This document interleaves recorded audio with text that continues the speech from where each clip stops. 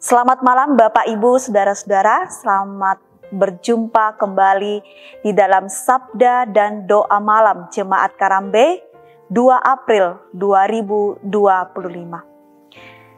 Bapak Ibu, Saudara-saudara, sebelum kita menikmati istirahat pada malam hari ini, mari kita bersama-sama beribadah kepada Tuhan. Dan mari kita menikmati pujian berikut ini.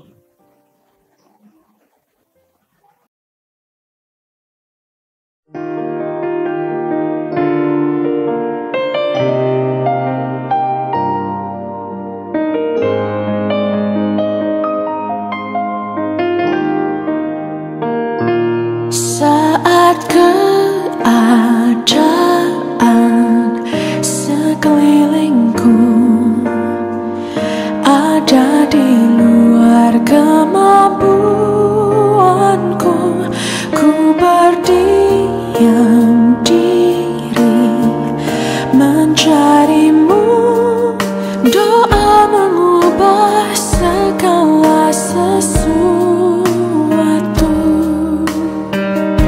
Saat kenyataan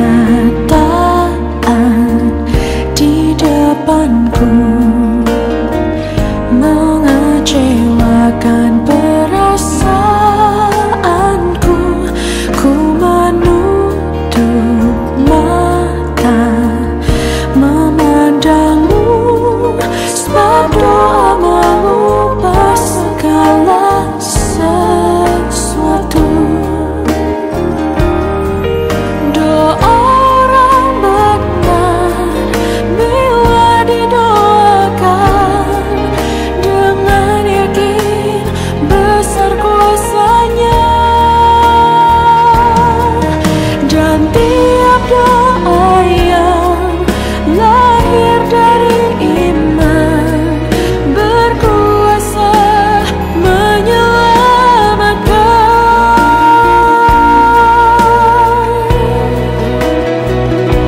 Seperti mata air di tanganmu,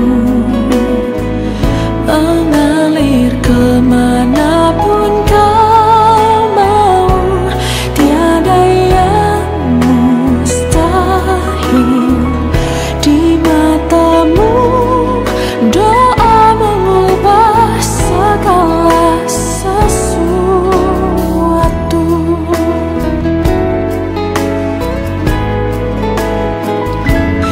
Saat kenyataan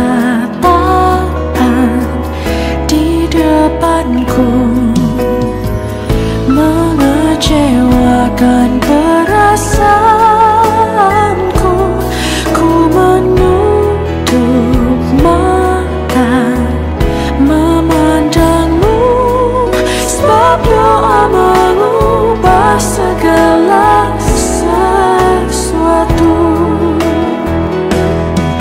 Doa orang benar bila didoakan dengan yakin besar kuasanya,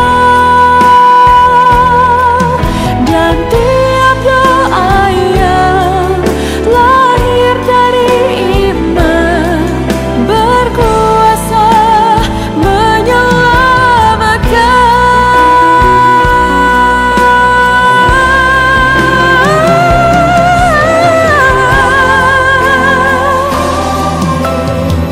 Di tanganmu mengalir kemanapun kau mau. Tak ada yang mustahil. Doa mengubah segala sesuatu.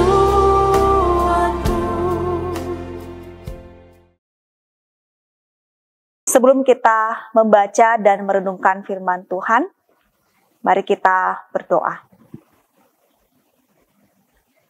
Bapa yang baik di dalam kerajaan sorga, saat ini kami rindu untuk membaca dan merenungkan firman-Mu.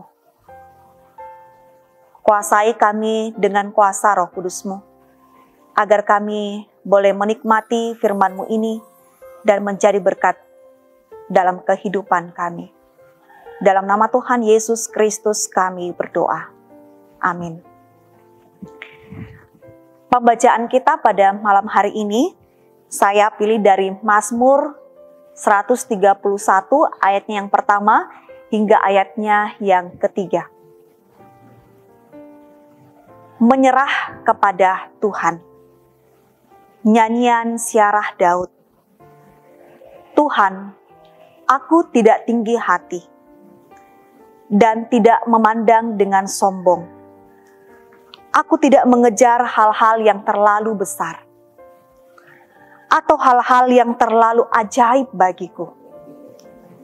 Sesungguhnya, aku telah menenangkan dan mendiamkan jiwaku, seperti anak yang disapi berbaring dekat ibunya. Ya, seperti anak yang disapi jiwaku dalam diriku.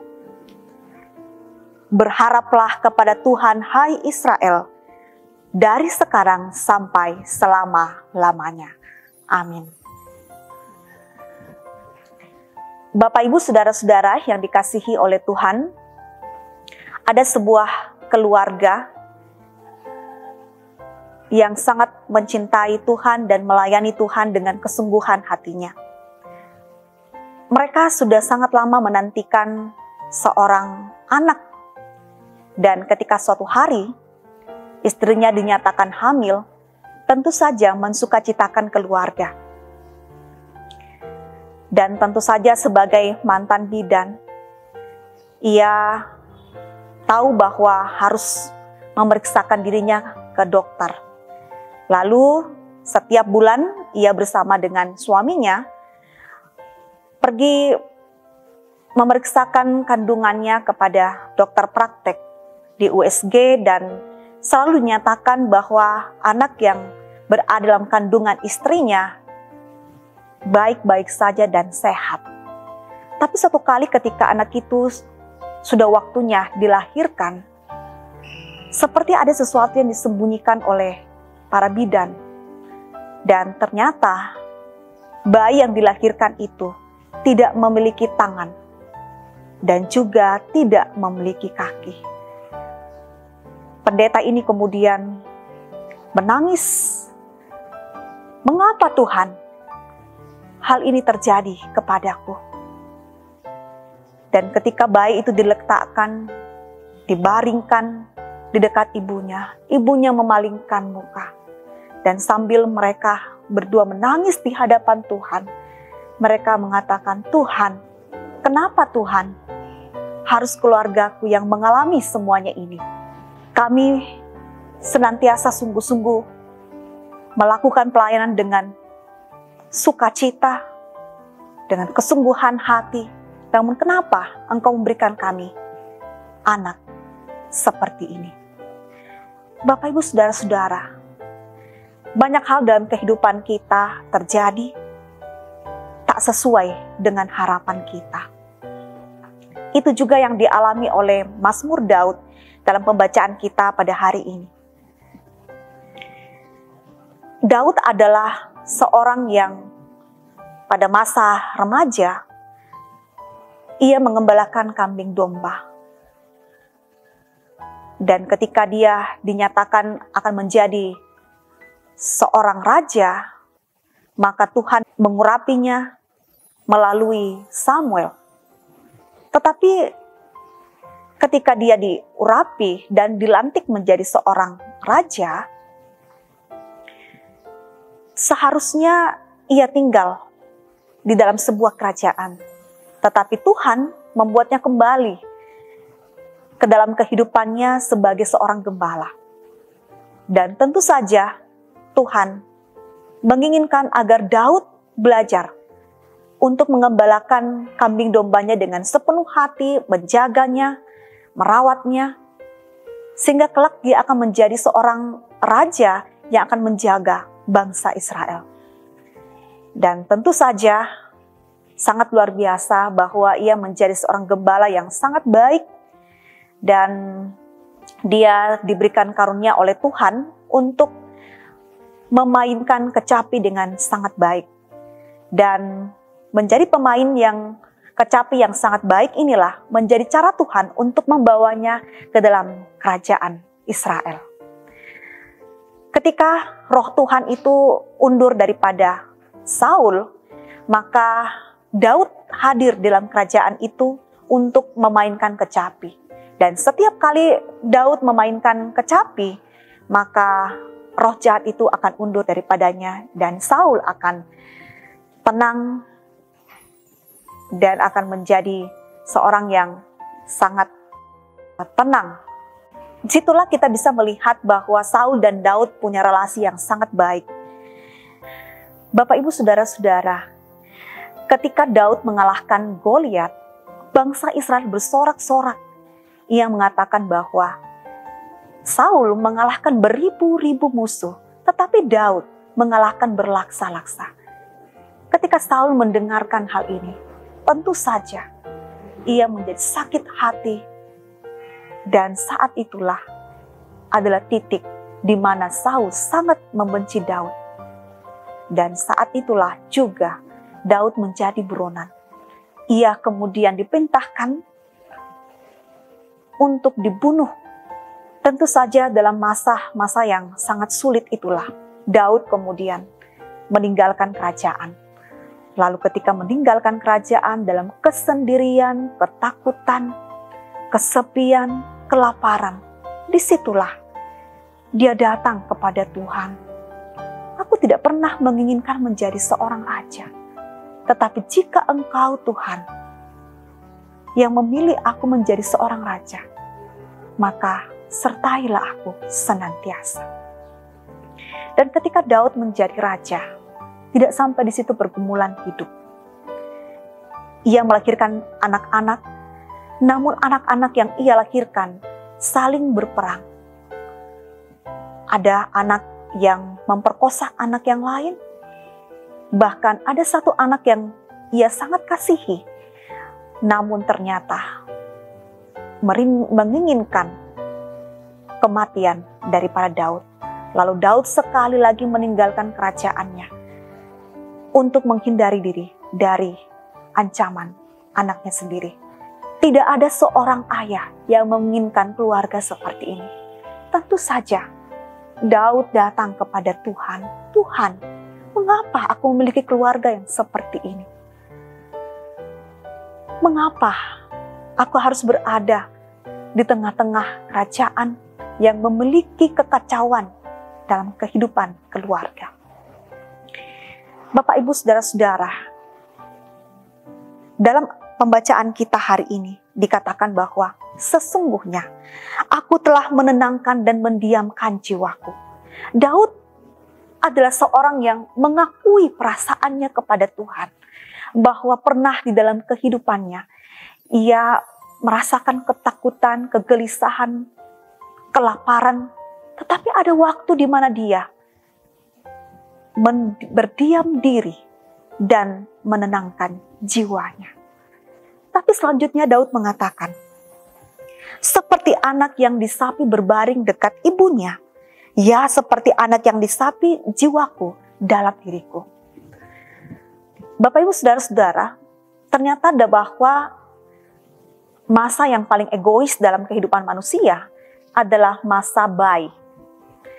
Sebab ketika bayi itu merengek, menangis, meminta makanan, tentu saja kita akan datang lalu memberikan dia makanan. Karena saat itu bayi belum berperasaan.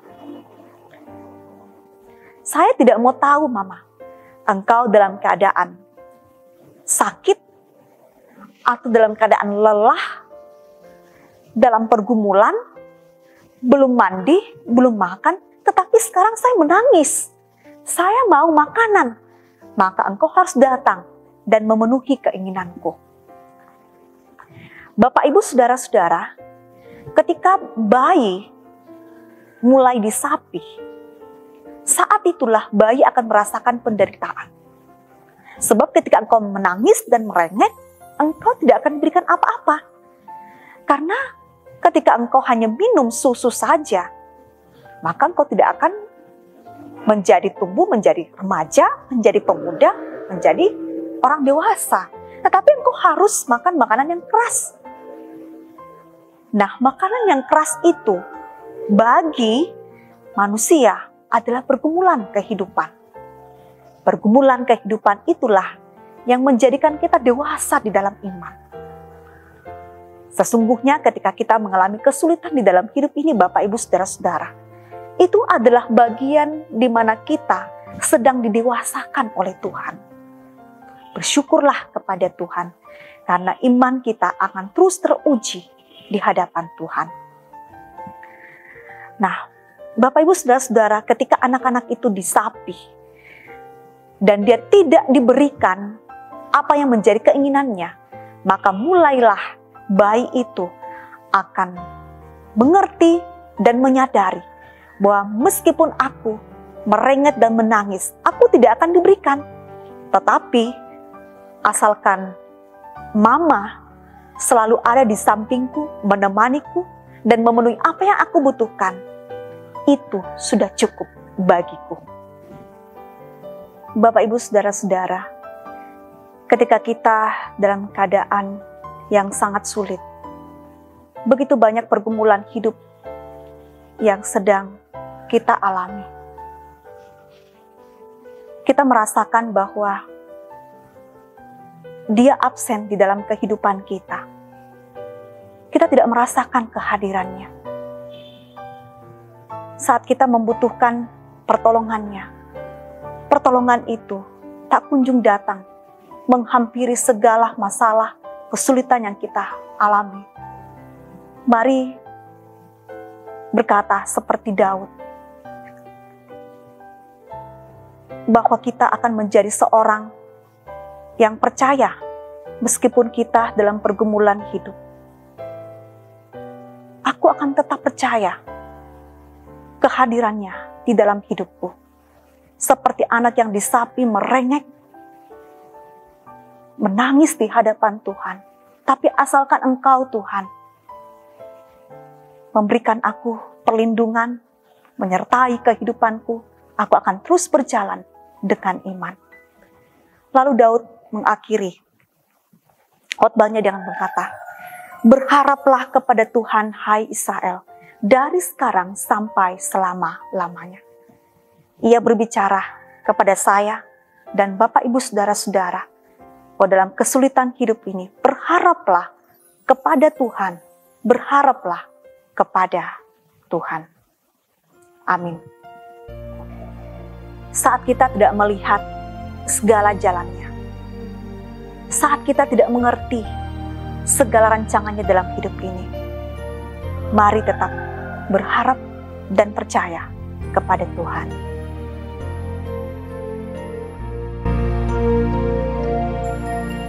Saat ku tak melihat jalanmu, saat ku tak mengerti rencanamu, namun tetap ku pegang janjimu. Pengharapanku hanya padamu. Hatiku percaya, hatiku percaya, hatiku percaya, selalu ku percaya.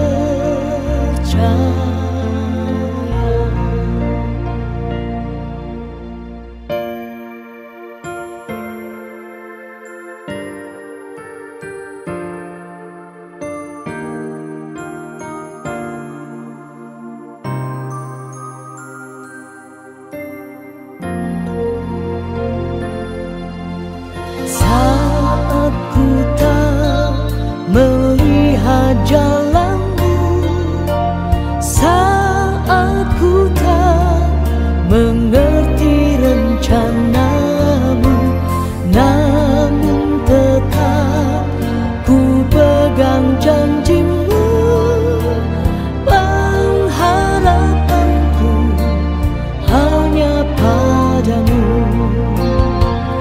hatiku percaya,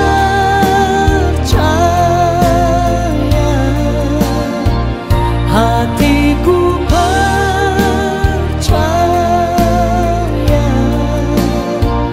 hatiku percaya, selalu ku percaya,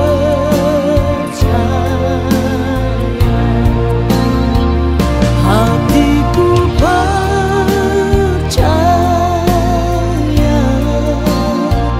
hatiku percaya,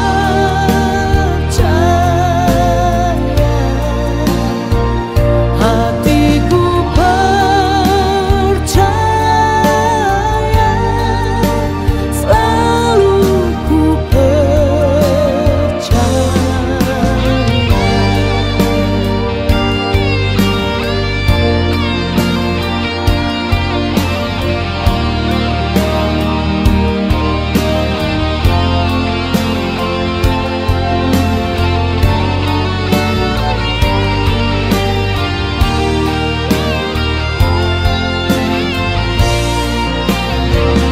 hatiku percaya, hatiku percaya,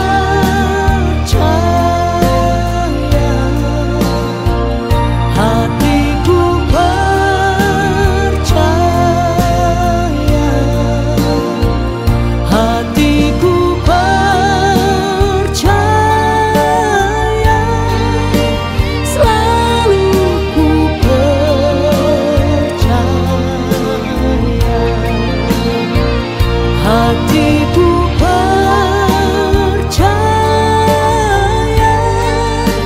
selalu ku percaya, selalu ku percaya, selalu ku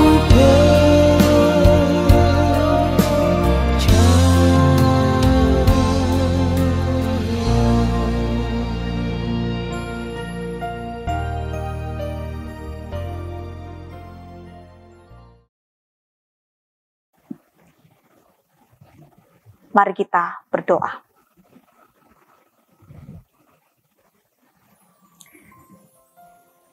Bapa di dalam kerajaan sorga, terima kasih karena setiap kesulitan hidup Tuhan berikan bagi kami. Kami diberikan kekuatan untuk mempercayai Tuhan di dalam hidup ini. Bahwa meskipun kami tidak merasakan kehadiran-Mu, tetapi ternyata Engkau selalu ada, menemani kami, menguatkan kami menjalani kehidupan ini. Tetaplah Engkau menolong kami untuk tetap percaya bahwa Engkau selalu memegang tangan kami, berjalan di dalam iman. Kepadamu ya Tuhan, kami berdoa, supaya Engkau memberkati setiap anggota jemaat-Mu, yang dalam keadaan yang sakit, Tuhan sembuhkan mereka. Yang saat ini dalam kedukaan, Tuhan berikanlah penghiburan dan kekuatan bagi mereka, sehingga mereka melalui semua hari-hari mereka dengan tetap berharap dan percaya kepada Tuhan.